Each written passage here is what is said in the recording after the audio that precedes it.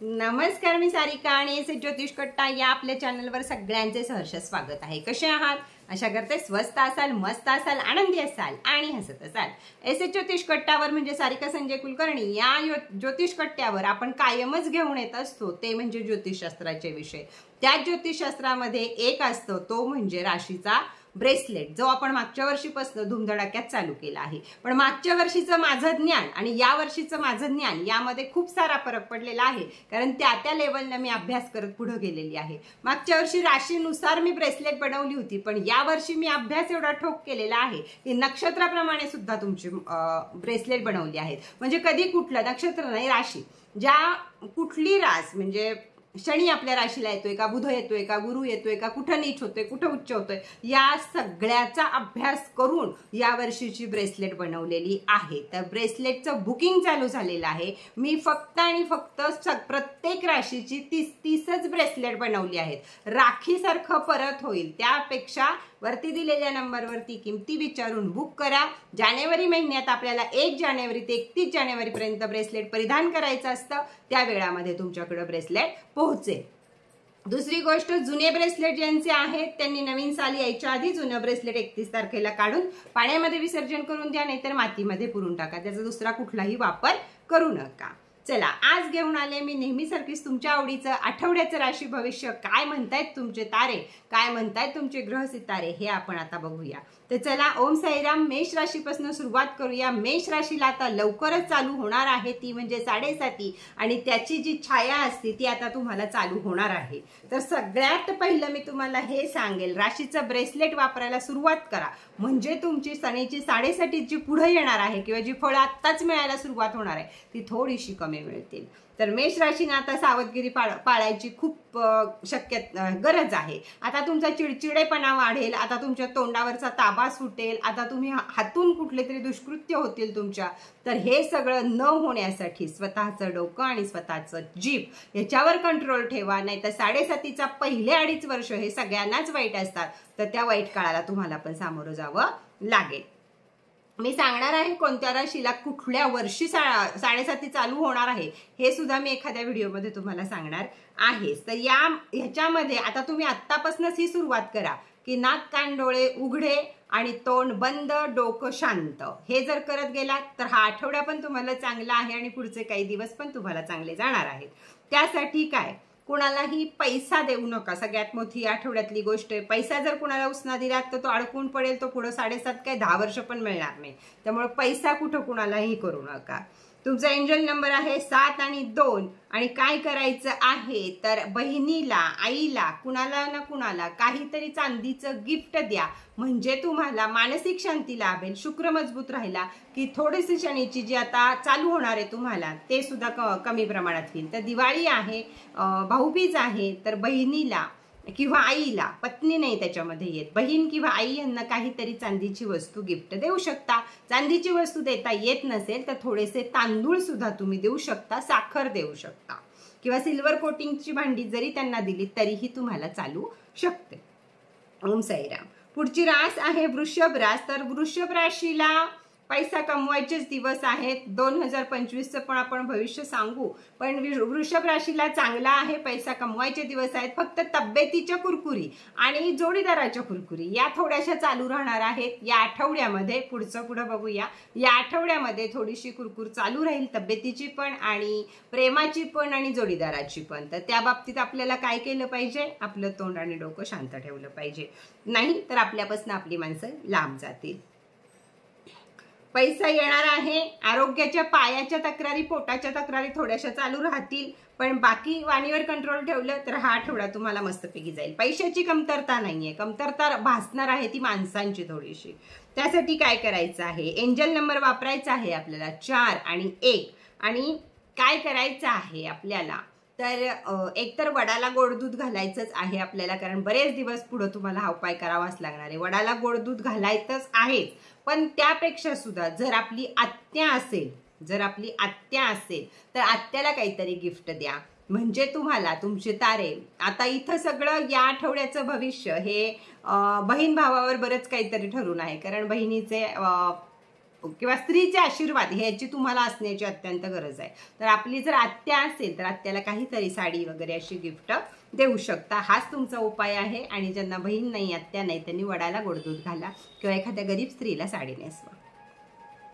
ओम साईराम. पुढची रास आहे मिथुन रास. तर मिथुन राशीला या आठवड्यामध्ये पैसा आला खूप आणि गेला खूप आणि हातात काहीच नाही, ही अवस्था तुमची थोडीशी पैशाच्या बाबतीत होणार आहे. कारण खर्च थोडेसे नाहक झाले असतील किंवा सणवार आहेत त्यामुळे जास्त झाले असतील. हा आठवडा थोडा चणचणीचा जाणार आहे, पण हा एवढाच आठवडा आहे. पुढे जाऊन परत ग्रहसितारे बदलतील तर लगेच हताश होऊ नका, निराश होऊ नका. थोडासा पैसा कमी पडेल पण सुख समाधान भरपूर असेल, त्यामुळे आनंदात हा आठवडा निघून जाईल.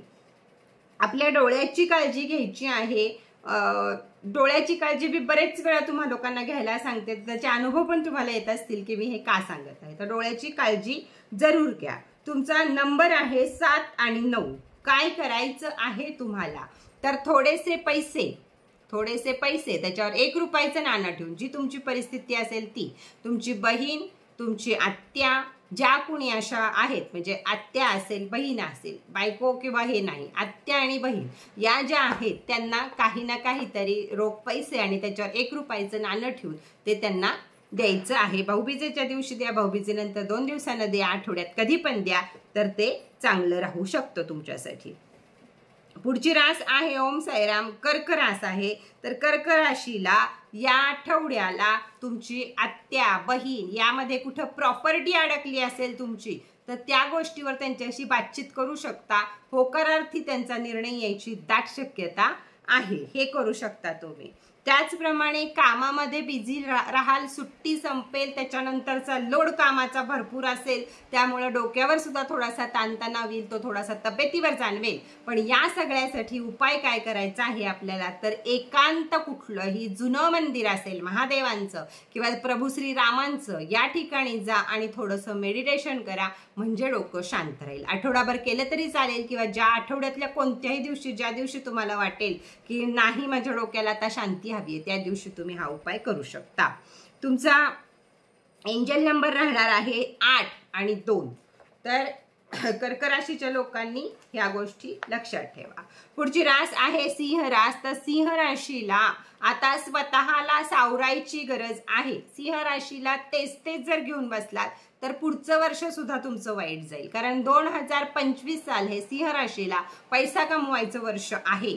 त्यामुळं तिथं जर तुमची मानसिकता ढासळली तर तुम्ही पैसा कमावू शकत नाही आणि त्याची तयारी आपल्याला आत्तापासून करायची आहे. त्यामुळं मानसिकता तुमची कशी तंदुरुस्त राहील, कसा मनावर तुमच्या कंट्रोल, आणि ह्याच्यासाठी मेडिटेशन सारखा दुसरा कुठला गोष्टच येत नाही की तुम्ही रोजची 10-15 मिनिटं मेडिटेशन करा तर तुमचं मन आपोआप शांत राहतं. ज्याला देवाची आवड असेल, जप आराधना जे काही आवडत असेल ते करा. कुठनं तरी मन आणि डोकं या 2 गोष्टी आनंदी जर ठेवल्या तर जे काही आत्ता जीवनात चाललंय ते पुढच्या वर्षीला जीवनात येणार नाही. त्याची प्रॅक्टिस तुम्हाला आत्तापासून केली पाहिजे.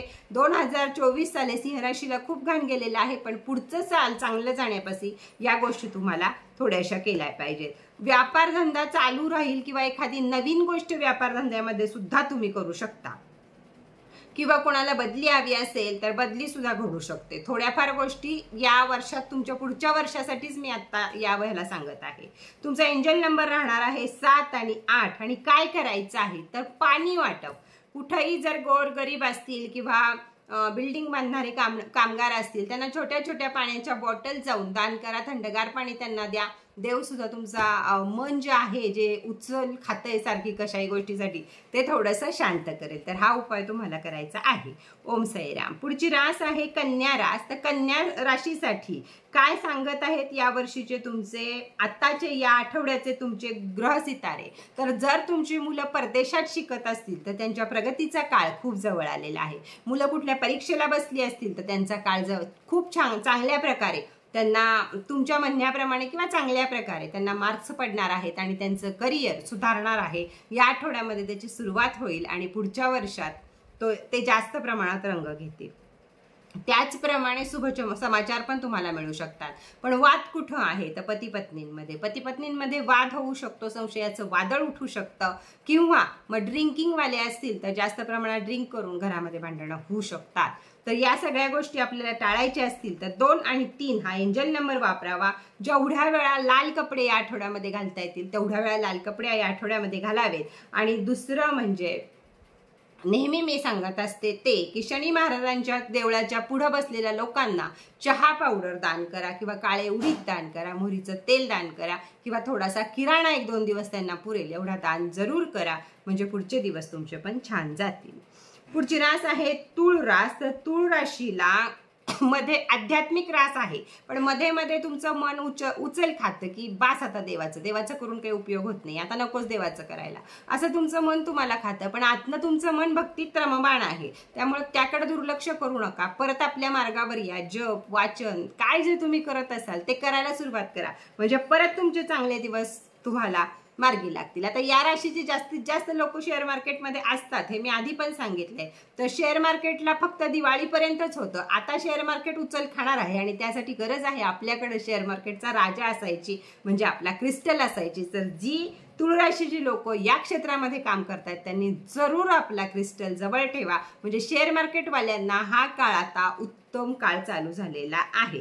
त्याचप्रमाणे सावध राहा चोरी या गोष्टीपासून, की चोरी म्हणजे नुसती एक कुणीतरी आला आणि कुणीतरी घेऊन गेला असं नाही, कशाची पण चोरी होऊ शकते. काही डॉक्युमेंट्स असतील तुमचे, कुठं साईन करायचे असेल, कुठं काय असेल, चोरी हा आठवड्यातला थोडासा एक मोठा भाग आहे तुम्हाला सावध राहण्यासाठी, तेवढं करा. विद्यार्थ्यांसाठी हा आठवडा चांगला आहे, अभ्यासात मन लागेल, स्पर्धा परीक्षा वगैरे असतील त्याची जोरदार तयारीकडे आनंदानं तुमचं मन लागेल. मन लागत नसलं तर सरस्वती यंत्र आपलं क्रिस्टल आपला जरूर घ्या. तर चला, तुमचा नंबर येणार आहे तो म्हणजे 4 आणि 2. काय करायचं आहे तुम्हाला तर हरभऱ्याची डाळ आपल्या गुरुदेव दत्तांच्या देवळामध्ये त्यात थोडासा गुळ घालून, 1 पावशेर डाळ घ्या, अर्धा पावशेरच गुळ घ्या, किंवा घरातल्या गुळाचा एखादा खडा घ्या, आणि तेवढं गुरुदेव दत्तांच्या देवळामध्ये गुरुवारी नेऊन ठेवा. गुरु मजबूत होतील आणि मग या बाकीच्या काही उचापती आपल्या मागं लागणार नाहीत.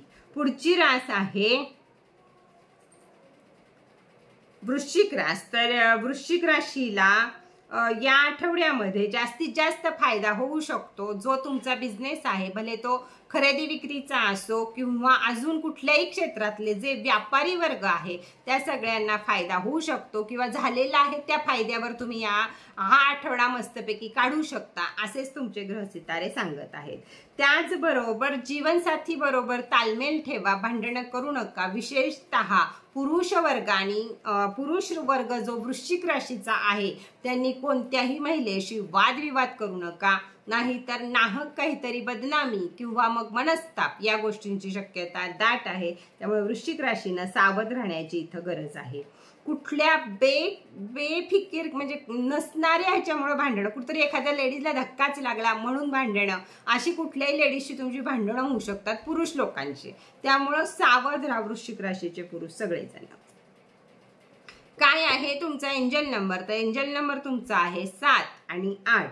काय करायचं आहे तुम्हाला तर मुंग्यांना साखर घाला. पिंपळाच्या झाडाखाली ज्या मुंग्या असतात त्या मुंग्यांना साखर घाला. आणि हे जे स्त्रीचं तुमच्या ह्याच्यात काहीतरी भांडण वगैरे येईल तर एखाद्या देवीच्या देवळात किंवा आपल्या कुलदेवतेची ओटी भरा. जवळ असेल भरा, नसेल तर कोणत्याही देवीच्या देवळात जाऊन तिची ओटी भरा. स्वतः जे वृश्चिक राशीचे पुरुष आहेत त्यांच्या हातानं ते गेलं पाहिजे. त्यावेळी काहीतरी वाईट व्यक्तीचा, वाईट स्त्रीचा जो साया आहे तुमच्यावर तो निघून जाईल. पुढची रास आहे धनुरास. धनुराशीनं स्वतःवर अक्षरशः एकलकोंडेपणा सध्या घेतलेला आहे. धनुराशीची लोक चुपचाप बसणं किंवा मग जास्त बोलणं हे पसंत करत आहेत. खरं तर त्यांच्या राशीला कोणत्याही प्रकारचे वाईट परिणाम नाहीयेत, सगळे ग्रह सितारे चांगले आहेत. तरी पण काही लोक त्याचा फायदा घेत आहेत आणि काही लोक याच्यातनं एकलकोंडेपणानं राहत आहेत. तर थोडक्यात सावध व्हा, शंका कोणावर घेऊ नका. मनामध्ये जी विसंगती तुमच्या झालेली आहे, हे खरं का ते खरं, हे करू का ते करू, या गोष्टींवर कुठंतरी निर्णय घ्या, म्हणजे तुमचं आयुष्य स्थिर राहील. महिला लोकांना म्हणजे बहीण, आत्या, बायको, मुलगी, ही जी 4 नाती आपल्या आयुष्यामध्ये असतात, या सगळ्यांना मान सन्मान द्या, तरच तुमचं पुढचं आयुष्य हे व्यवस्थित जाणार आहे. कारण स्त्री जातीचा शाप असं सध्या धनुराशीमध्ये धरलं जाते की कुठल्या ना कुठल्या तुम्ही स्त्रीला त्रास दिलाय, त्याचे ते दिवस तुम्हाला आता भोगावे लागत आहेत. ऍक्सिडेंटपासून पण धनुराशीनं सावध राहणं अतिशय गरजेचं आहे आणि राशीचं ब्रेसलेट घेणं सुद्धा धनुराशीला अतिशय गरजेचं आहे. नाहीतर मानसिक ताण, तणाव, दबाव सगळ्या या गोष्टीनं त्यांचा हे वर्ष सुद्धा वाईट जाऊ शकतं.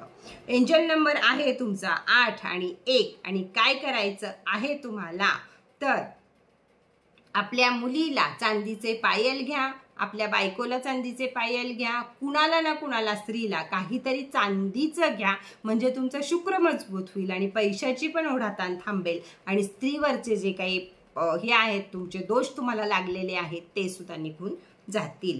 पुढची रास आहे मकर रास. मकर राशीला आता आनंदाचे दिवस आहेत, कारण शेवटचेच दिवस, त्यांचा शेवटचा टप्पा आला आहे शनी महाराजांचा आणि शनी महाराज आता मकर राशीला भरभरून देणार आहेत. त्यामुळं तयार राहा. फक्त तुम्ही या 5 वर्षामध्ये किंवा मागं जर चांगली कर्म केली असतील, 7.5 सुद्धा न घाबरता त्याला तोंड दिलं असेल, तर त्या सर्व माणसांना आता चांगले दिवस येण्याची शक्यता नाही, 100% त्यांना चांगलेच दिवस येणार आहेत. तर तुमच्या आत्ता कुठं ऑपरेशन झाली असतील, कुठं कोर्ट कचेऱ्या झाल्या असतील, कुठं ऍक्सिडेंट झाले असतील, बरंच काही घडून गेला असेल, पण या सगळ्यावर मलमपट्टी लावणार आहेत आता स्वतः शनी महाराज. कारण शनी महाराज स्वतः तुम्हाला आता चांगले दिवस देणार आहेत. ते घेण्यासाठी तुमची कर्म कशी आहेत हे बघा, नाही तर शनी महाराजांची माफी मागा, जे काही झालं त्याला मला माफ करा, पण मला आता चांगली फळं द्या म्हणून.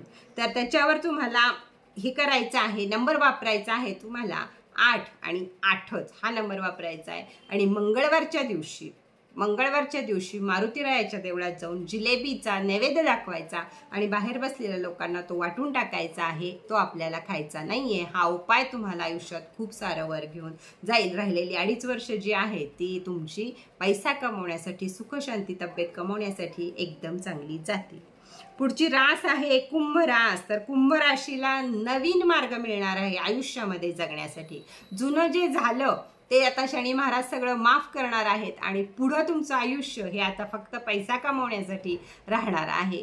कामामध्ये बदल होऊ शकतात, नोकरीमध्ये बदल होऊ शकतात, व्यवसायामध्ये बदल होऊ शकतात, कशातही बदल होईल. पण महाराज तुम्हाला जे शनी महाराज देणार आहेत तुम्हाला ते छप्पर फाडके देणार आहेत, भरभरून देणार आहेत. तुम्ही आजपर्यंत जी लाईफ जगला नाही ती लाईफ सुद्धा तुम्हाला मिळणार आहे. कारण तुम्ही तर शनीच्या 7.5 योग्य रीतीने न्यायाधीशांना जसं त्यांना वाटतं की हा न्याय योग्य आहे, ही व्यक्ती योग्य वागली आहे, तर तुम्हाला ते सगळं भरभरून मिळणार आहे. तर शनीची उपासना सोडू नका, हनुमान चालीसा ऐकायची सोडू नका, म्हणायची सोडू नका. जे काही शक्य आहे ते दान, धर्म आणि शनी मारुतीराया ह्यांना अजिबात सोडू नका, म्हणजे तुमचे दिवस चांगले जातील. काय करायचं आहे, जर तुम्हाला एखादा किन्नर दिसले तर त्यांना काहीतरी दान करा, अथवा जर किन्नर ओळखीचे असतील, काय असतील, घेत असतील तुमच्याकडनं, तर त्यांना सौभाग्याचं काहीतरी एखादा टिकलीचं पाकिट म्हणा किंवा हिरवी साडी म्हणा, जर ते घेत असतील तर. कधी किन्नरवर जबरदस्ती नाही करायची. त्यांनी मनानं घेतलं तरच आपल्याला त्यांची दुवा लागते. आपण जबरदस्तीनं देऊन त्याची दुवा लागत नाही. तर तुम्ही देऊन बघा, या आठवड्यामध्ये देऊन बघा, बाबा ही हिरवी साडी तुम्हाला घ्या म्हणून.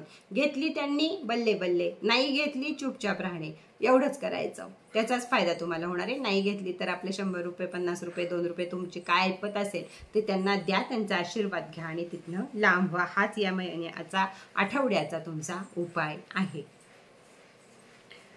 शेवटची रास आहे ती म्हणजे मीन रास. आणि मीन राशीची 7.5 जोरावर आहे, पण 16 तारखेपर्यंतच जोरावर आहे. 16 तारखेनंतर चांगले दिवस आपल्याला पण येणार आहेत.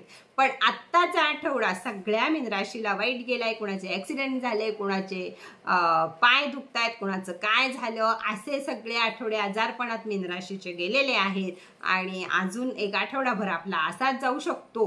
पण तो जाऊ नये म्हणून काय उपाय करायचा आणि काय करायचं हे सांगते तुम्हाला आता मी, की जास्तीत जास्त लोकांपर्यंत पोहोचायचा प्रयत्न करा. तुमचा बिझनेस असेल, तुमचं अजून काही असेल, ज्या ज्या क्षेत्रामध्ये तुम्ही असाल, शेवटी कुठलाच व्यवसाय असा नाहीये की तो माणसांशिवाय चालतो. व्यवसायामध्ये यश आहे मीन राशीला, नोकरीमध्ये यश आहे मीन राशीला, पण लोकांशी संवाद साधणं हे जास्त महत्वाचं आहे. तुम्ही जर तुमचा ऍक्सिडेंट झालाय, तुम्हाला मानसिक स्थिती तुमची बरोबर नाही, जर तुम्ही एकलकोंडेपणा केला तर मात्र काही कुणी करू शकत नाही. तर ते थोडासा तुमचा स्वभाव बदला, जरा बाहेर फिरायला जा, कोणाला तरी फोन लावा, मैत्रिणींशी गप्पा मारा, म्हणजे या प्रकारे थोडं थोडं माणसांमध्ये यायला सुरुवात करा. म्हणजे मग तुम्हाला जे हा आठवडा किंवा पुढचा आठवडा काढायचा आहे या प्रकारे तो होणार नाही. आठवडा पण चांगला जाईल आणि पुढची पण फळं आपल्याला चांगली मिळतील. तर काय करायचंय आपल्याला, एंजल नंबर कोणता वापरायचा, तर एंजल नंबर वापरायचा आहे 9 आणि 9. आणि उपाय काय करायचा आहे आपल्याला, तर मंदिर परिसरामध्ये जी कोणती स्त्री झाडूचं काम करत असेल, झाडून काढायचं काम करत असेल, त्या स्त्रीला काहीतरी देऊन तिचा सन्मान करा. आता मंदिर परिसरामध्येच तुम्हाला झाडून काढणारी बाई एखादी नाही मिळाली तर आपल्या अपार्टमेंटमध्ये झाडून काढणारी अशा ज्या कोणी असतात महिला, त्या महिलांना काही ना काही ते दिवाळी गिफ्ट करा, पैशानं मदत करा, एखादा मिठाईचा बॉक्स द्या, काही ना काही द्या. म्हणजे दान आपल्या हातनं घडू दे, कारण ते दानच आपल्याला वरती सुद्धा आपल्या उपयोगी पडतं. त्याच्यामुळं दान जरूर करा.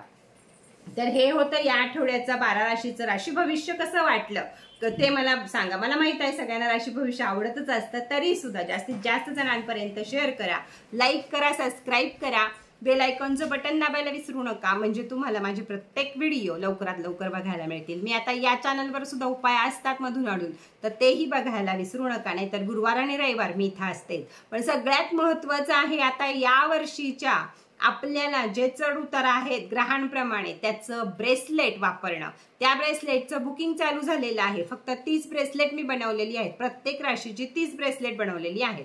तर वरती दिलेल्या नंबरवरती संपर्क साधायला विसरू नका आणि आपलं ब्रेसलेट बुकिंग करून ठेवायला विसरू नका, नाहीतर पोटलीसारखं मागणं पस्तावायची वेळ येईल. तर चला आजचा व्हिडिओ इथंच पास करूया. परत भेटूया नवीन माहिती बरोबर, नवीन व्हिडिओ बरोबर. तोपर्यंत ओम साईराम.